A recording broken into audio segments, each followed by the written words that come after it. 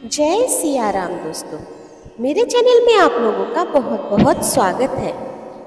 आज मैं आप लोगों के समक्ष श्री कृष्ण और उनकी पत्नी सत्यभामा की एक पौराणिक कथा प्रस्तुत करने जा रही हूँ। श्री कृष्ण की दूसरी पत्नी सत्यभामा का मानना था कि वो सबसे सुंदर और अमीर है, क्योंकि उनके पिता बहुत ही धनी थे।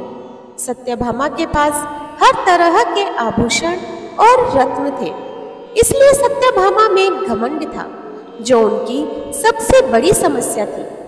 एक बार श्री कृष्ण के जन्मदिन पर सत्यभामा ने सोचा कि वो सबको दिखाएगी कि वो श्री कृष्ण से कितना प्रेम करती है।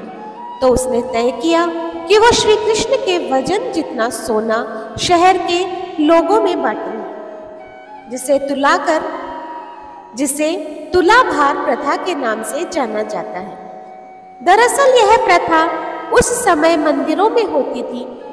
लोग एक बड़े तराजू में अपने वजन के बराबर का मक्खन, घी या चावल या कुछ चीजें रखकर लोगों में बांटते थे। सत्यभामा ने तुलाभार की व्यवस्था की।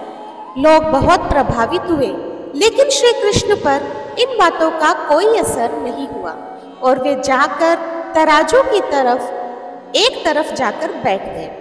सत्यभामा जानती थी कि उनका वजन लगभग कितना है और उसने उतना सोना तैयार ही कर रखा था। पर जब उसने सोना दूसरे पलड़े पर रखा तो श्री कृष्ण का कांटा थोड़ा भी नहीं हिला। ऐसा ही कुछ तब भी हुआ था जब श्री कृष्ण एक बच्चे थे। एक राक्षस आकर उन्हें ले जाने लगा। तब श्री कृष्ण ने अपना वजन इतना बढ़ा लिया था कि राक्षस वहीं गिर पड़ा और भगवान ने उसके ऊपर बैठकर उसे कुचल दिया था। तो इस बार भी श्री कृष्ण अपना वजन बढ़ाकर तराजू में बैठ गए। सत्यभामा ने उतना सोना दूसरे पलड़े पर रख दिया जितना श्री कृष्ण के वजन के हिसाब से बराबर था, परंतु कांटा जरा भी नहीं हिला।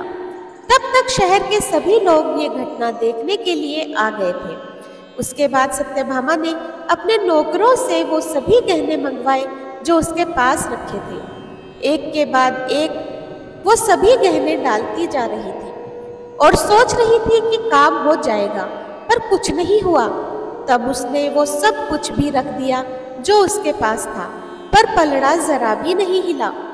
इस घटना के बाद सत्यभामा रोने लगी और सबके सामने शर्मसार भी हो गई थी। सारा शहर देख रहा था और उसके पास पर्याप्त सोना नहीं था। जिस संपत्ति को लेकर सत्यभामा घमंड करती थी, आज वो भी कम पड़ गई थी।